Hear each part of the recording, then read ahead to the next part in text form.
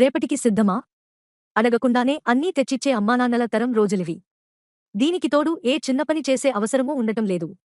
ఈ అలవాట్లన్నీ ఇప్పుడు గొప్పగా అనిపించినా భవిష్యత్తులో ఇబ్బంది పెట్టేవే అంటారు నిపుణులు. అలా కాకుండా చిన్నప్పటినుంచే వారికి ప్రతి పని వచ్చేలా అలవరచాలని సూచిస్తున్నారు. పిల్లలు ఉన్న ఇంట్లో వస్తువులు ఏవీ పెట్టిన చోట ఉండవు.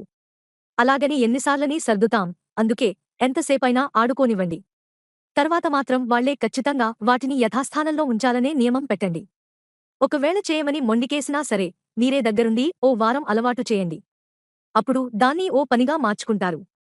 వస్తువుల్ని భద్రంగా ఉంచుకోవడం, పొందిగ్గా సర్దుకోవడం వంటివి అలవరుచుకుంటారు. స్కూలుకెళ్లే సమయానికి అవసరమైన ఏ వస్తువూ దొరకదు. ఆ ఇబ్బంది తలెత్తకుండా ముందు రోజే బడినుంచి వచ్చిన వెంటనే బ్యాగు, చెప్పులు, బెల్ట్, రిబ్బన్లు ఇలా మర్నాటికి అవసరమైనవన్నీ ఓ చోట పెట్టుకోవడం నేర్పండి. అప్పుడు హడావిడి తగ్గుతుంది. వారాంతాల్లో వారి దువ్వెనలు, బ్యాగులు, చెప్పులు వంటివి శుభ్రపరుచుకోవడాన్ని నియమంగా పెట్టండి. ఇది వారికి శుభ్రతను అలవాటు చేయడమే కాదు, క్రమశిక్షణను నేర్పుతుంది.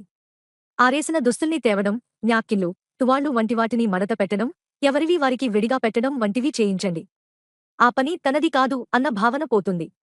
భవిష్యత్తులో హాస్టల్కి వెళ్లాల్సి వచ్చినా ఇబ్బంది పడకుండా ఉంటారు. ఇక మేడ మెట్లు ఊడవడం, మొక్కలకి నీళ్లు పోయడం, మట్టి సర్దడం వంటి పనులు వారికి ఉత్సాహాన్నే కాదు శారీరక శ్రమను అందిస్తాయి. ప్రకృతితో సావాసం ఆరోగ్యంగానూ ఉండేలా చేస్తుంది.